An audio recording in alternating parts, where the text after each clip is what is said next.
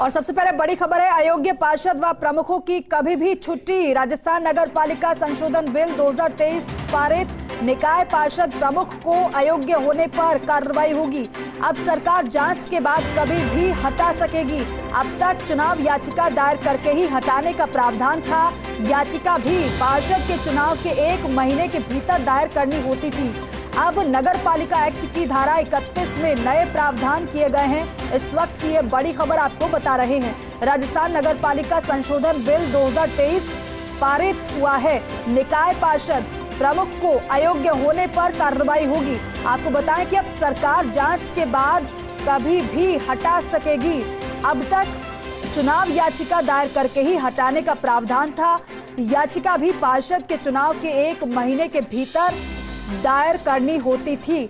अब नगर पालिका एक्ट की धारा 31 में नए प्रावधान किए गए हैं। नरेश शर्मा इस पर ज्यादा जानकारी देंगे, मेरे सहयोगी। नरेश जी, बताइए जरा, इस एक्ट के बाद क्या बदल जाएगा?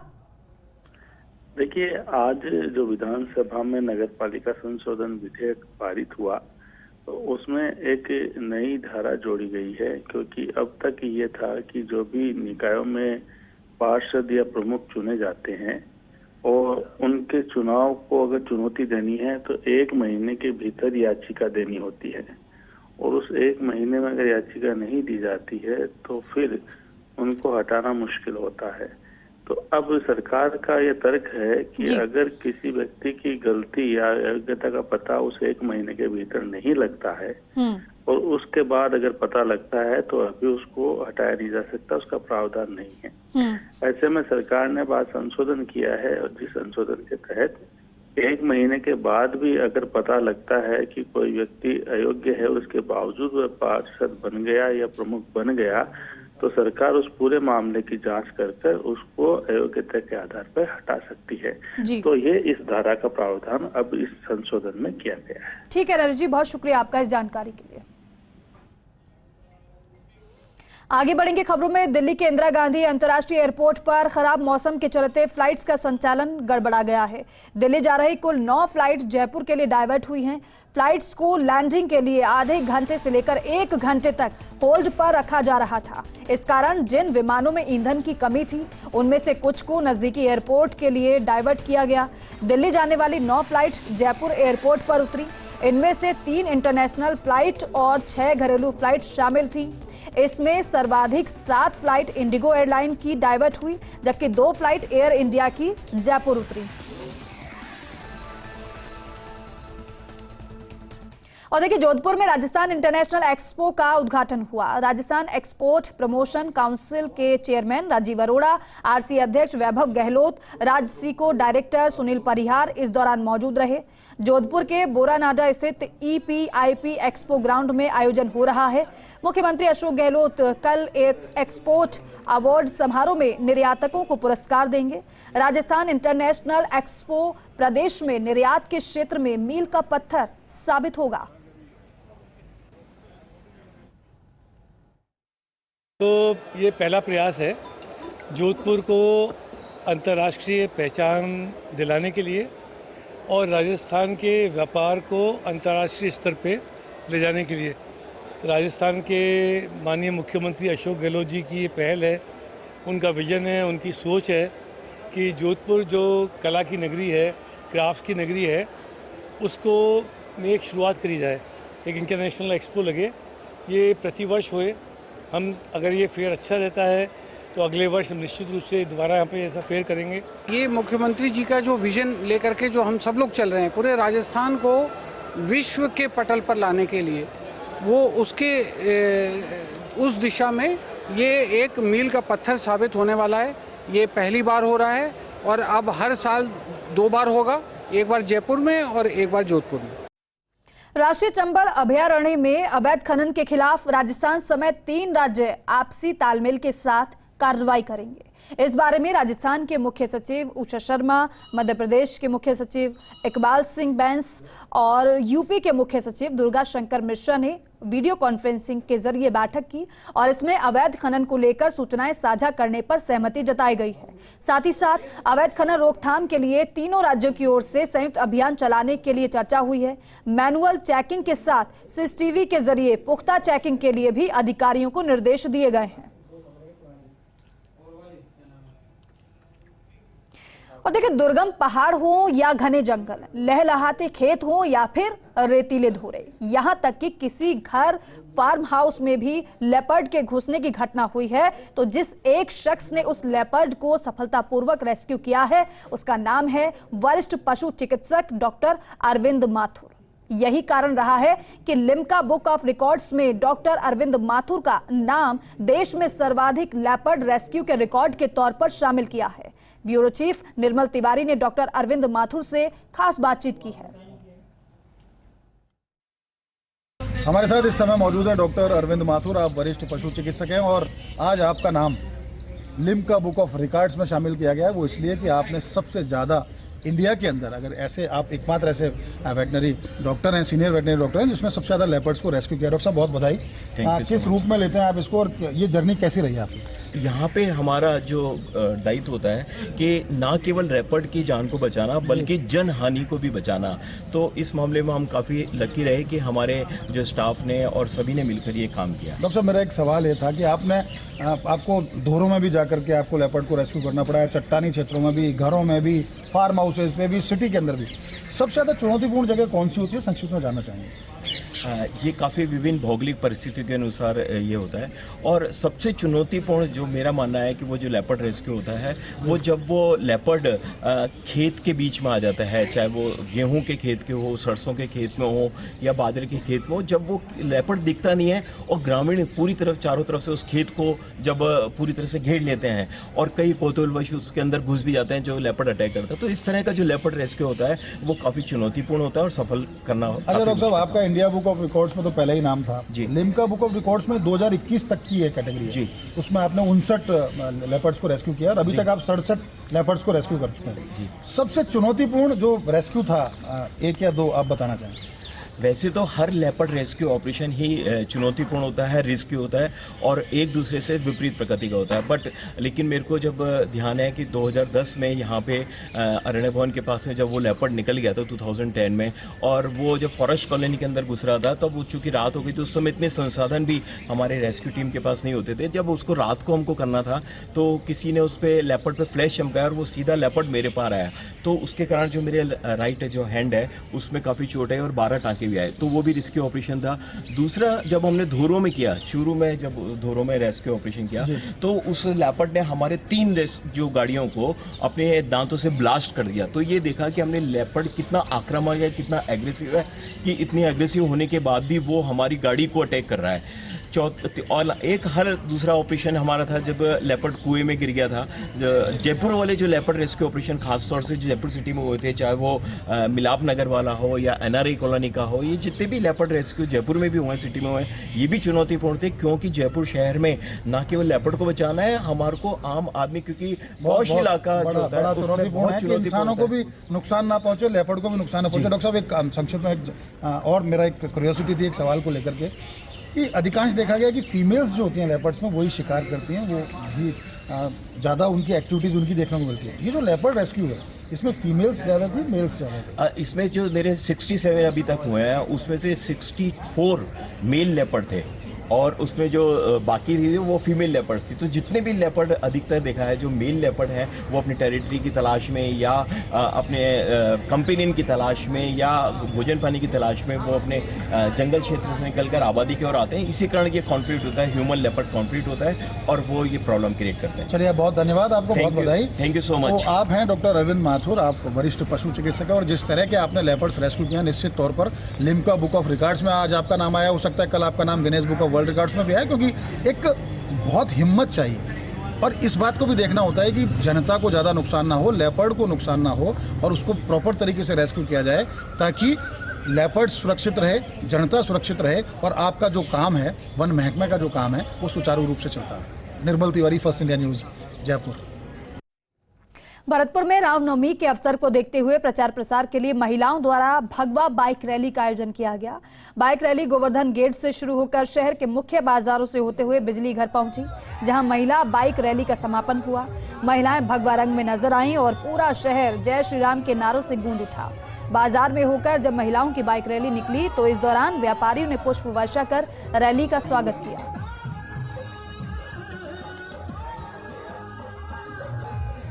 खबर जयपुर से है। आरएसएस के क्षेत्रीय प्रचारक निम्बाराम को हाईकोर्ट से बड़ी राहत मिली है। निम्बाराम के खिलाफ दर्ज एफआईआर रद्द करने के आदेश दिए गए हैं। हाईकोर्ट ने माना है कि वायरल हुए ऑडियो वीडियो की मूल डिवाइस को बरामद नहीं किया जा सका है। दरअसल बीवीजी कंपनी के बकाया 276 करोड़ रुपए के भुगतान के बदले 20 करोड़ रुपए की रिश्वत का मामला है। और वहीं ओमकार स्प्रे और ऑडियो वीडियो बनाने वाले आरोपी संदीप चौधरी को हाईकोर्ट ने राहत देने से इनकार कर दिया और उनकी याचिका को खारिज कर दिया। जस्टिस फरचंद अली की एकल पीठ ने वीडियो कॉन्फ्रेंसिंग के जरिए फैसला सुनाया है। हाईकोर्ट ने निम्बाराम और अन्य की याचिका को निस्तारित कर दिया है।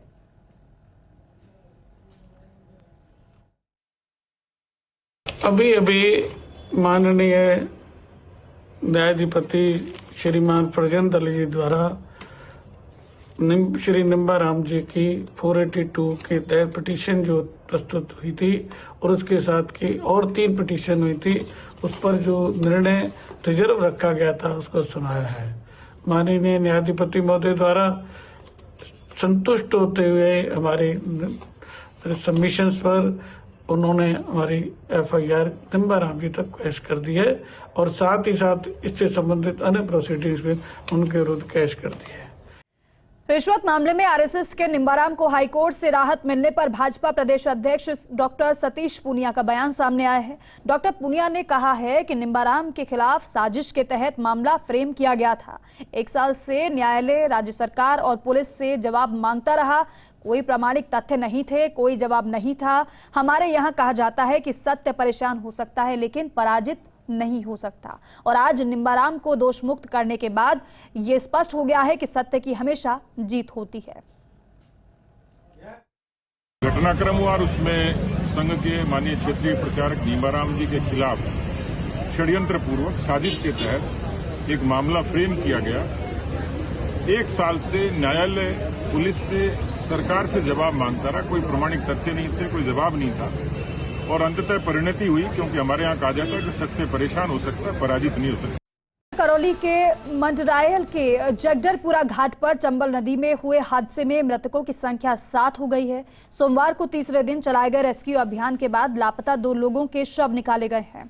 इससे पहले रविवार को 3 लोगों के शव निकले, जबकि 2 लोगों के शव शनिवार को ही मिल गए थे। तीसरे दिन मध्य प्रदेश और राजस्थान की एनडीआरएफ, सिविल डिफेंस टीमों ने रेस्क्यू अभियान चलाया। सुबह ब्रिजमोहन का और दोपहर बाद लवकुश का शव चंबल नदी से निकाला गया। अलवर में 2017 में हुई 5 हत्याओं के मामले में कोर्ट में सुनवाई हुई। संतोष उर्फ संध्या और उसके प्रेमी हनुमान उर्फ जैक को हत्या का दोषी मान लिया है। अलवर के एडीजे कोर्ट संख्या 2 न्यायाधीश डॉक्टर रेणी श्रीवास्तव दोषी माना है। बचाव पक्ष के वकील ने उन्हें फांसी की सजा नहीं देने की अपील की है, जबकि पीड़ित पक्ष की ओर से फांसी देने की मांग हुई है। न्यायाधीश कल मंगलवार को मामले में सजा सुनाएंगे। शिवाजी पार्क में 2 अक्टूबर 3 अक्टूबर 2017 को 5 जो मर्डर केस हुए थे, जिसने पूरे शहर को हिला दिया था, उसके बारे में आज माननीय अपर जिला एवं सेशन न्यायाधीश क्रम संख्या 2 डॉक्टर रेणु श्रीवास्तव जी ने अपना निर्णय सुनाते हुए संध्या और संतोष व हनुमान और जैक को धारा 302, धारा 460, धारा 120B व धारा 201 में दोषी माना है तथा पनिशमेंट के दंड कितना दिया जाए इस बाबत आज बहस हुई है।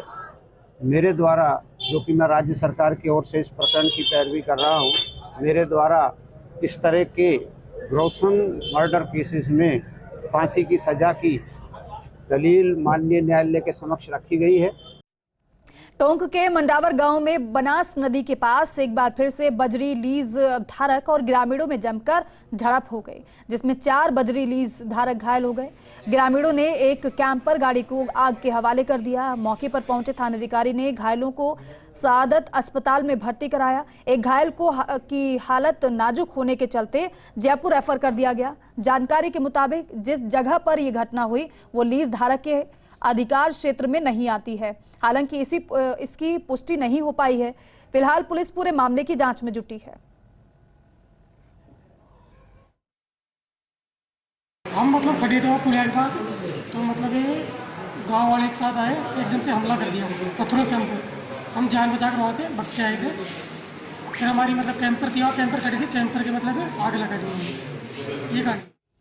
टोंक जिले की नासिरदा ग्राम पंचायत के सरपंच पद के चुनाव में झूठे तथ्य पेश कर नामांकन दाखिल करने के मामले में राजस्थान हाईकोर्ट में जस्टिस इंद्रजीत सिंह की एकल पीठ ने राज्य सरकार, प्रमुख पंचायती राज सचिव, अजमेर के संभागीय आयुक्त, टोंक कलेक्टर सहित अन्य से जवाब मांगा है। ओम प्रकाश व अन्य के अधिवक्ता लक्ष्मीकांत शर्मा मालपुरा ने हाईकोर्ट को बताया है कि ग्राम पंचायत के सरपंच पद के चुनाव में किरण सांसी ने जनवरी 2020 में नामांकन पत्र दाखिल किया था, जिसमें झूठे तथ्य पेश किए गए।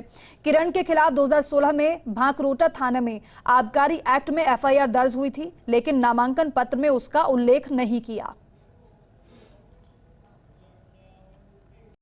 अलवर में सीएचओ अपनी कई समस्याओं को लेकर मुख्य चिकित्सा एवं स्वास्थ्य अधिकारी कार्यालय पहुंचे और कार्यालय का घेराव करते हुए प्रदर्शन किया।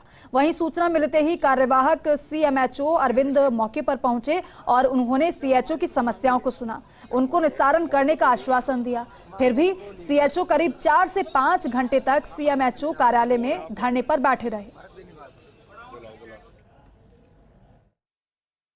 अभी कोर्ट कासिम जो बीसीएमओ हैं, उन्होंने 3 लोगों को एपीओ कर दिया था और वो जो है अलग अलग जगह पे ड्यूटियां लगाई जा रही थी। कभी किसी की कहीं ड्यूटी, कहीं किसी की आरआई में ड्यूटी, जो काम उनका है ही नहीं, जो सीएचओ का काम नहीं है, उनमें भी उनकी ड्यूटियां लगाई जा रही थी। उसके लिए उन्होंने एप्लीकेशन दी थी। सिर्फ उनकी गलती इतनी सी थी कि भाई हम लोग ये ड्यूटी क्यों करें।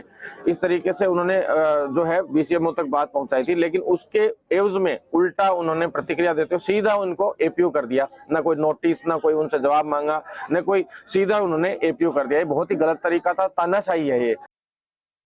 चित्तौड़गढ़ में स्थित आराध्य देव श्री सांवलिया सेठ के मंदिर में भक्तों का तांता लगा हुआ है। कोई भी तीज त्योहार हो, भक्त भगवान के दर्शन कर ही दिन की शुरुआत करते हैं। वहीं मंदिर में लगातार चढ़ावे की राशि में भी इजाफा हो रहा है। मंदिर की बढ़ी महिमा को लेकर मंदिर में व्यवस्था संभाल रहे और मंदिर के पुजारी से खास बातचीत की सहयोगी पीके अग्रवाल ने।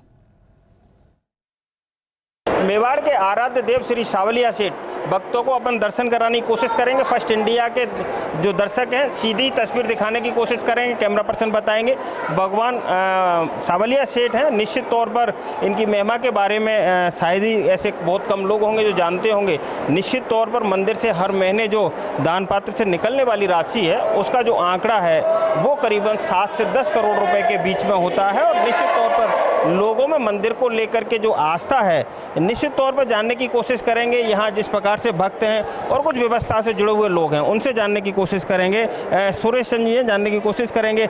जो फाग है, इस वक्त रंग तेरस है, पूरे चित्तौड़ में रंग तेरस खेली जा रही है। भगवान फाग खेलते हैं, किस प्रकार का आयोजन हो जाता है? सर, हमारे यहाँ क्या है कि होली का दुल्हन के जो रोज़ है, जो लाखों भक्त आते हैं, हज़ारों की संख्या में आते हैं। शोभा यात्रा निकलती है, लाखों भक्त यहाँ सांवलिया सेठ के साथ में फागोत्सव का त्यौहार मनाते हैं और शोभा यात्रा निकलती है पूरे गांव में, और होली खेलते हुए भक्त और भगवान का मिलन होता है। लाखों लोगों की मनोकामना पूरी होती है। मंदिर के पुजारी हैं, जानने की कोशिश करेंगे लोगों की किस प्रकार की आस्था है भगवान के प्रति।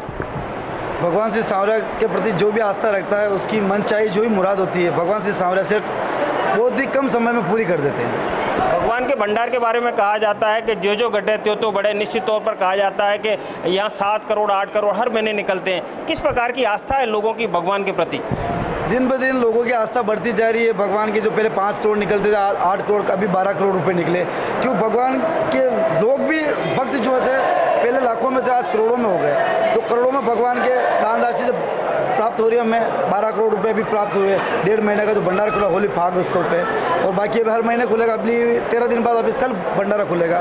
भगवान सांवरिया सेठ सभी के मनोरथ पूरे कर रहे हैं, इसलिए भगवान श्री सांवरिया सेठ को घर बैठे भी आप कोई भी भक्त अपनी मनोकामना पूर्ण करना चाहे तो भगवान सांवरिया सेठ को घर बैठे पूरी कर रहे हैं। और निश्चित तौर पर कहा जा सकता है कि भगवान में जो आस्था है उसकी वानगी देखने को मिली कि जिस प्रकार से हाल ही में 1.5 महीने पहले जो 1.5 महीने का जो भंडार खुला इस बार वो 12 करोड़ रुपए का था। और निश्चित तौर पर कैमरा पर्सन से कहेंगे एक बार वापस दिखाने की कोशिश करेंगे अपने दर्शकों को, सीधे भगवान सांवरिया सेठ के दर्शन कराने की कोशिश करेंगे। घर बैठे स्क्रीन पे हमारे दर्शक हैं वो भगवान सांवरिया सेठ के दर्शन करेंगे। और जिस तरह से हमारी मंदिर के पुजारी से बात हुई है कि निश्चित तौर पर लोगों की जो आस्था है, आस्था का केंद्र है, और खासकर मेवाड़ और मालवा गुजरात यहाँ के तो भक्त पहुँचते ही हैं, लेकिन आज देश के कोने कोने से भक्त निश्चित तौर पर भगवान सांवरिया सेठ के मंदिर पहुँचते हैं और अपनी मनोकामना के लिए कामना करते हैं और मन्नत मांगते हैं। निश्चित तौर पर हम भी उम्मीद करेंगे कि हमारे दर्शकों की भी मनोकामना भगवान पूरी करे। कैमरा पर्सन चंद्रेश जैन के साथ पीके अग्रवाल, मंडपिया श्री सांवलिया जी, चित्तौड़गढ़।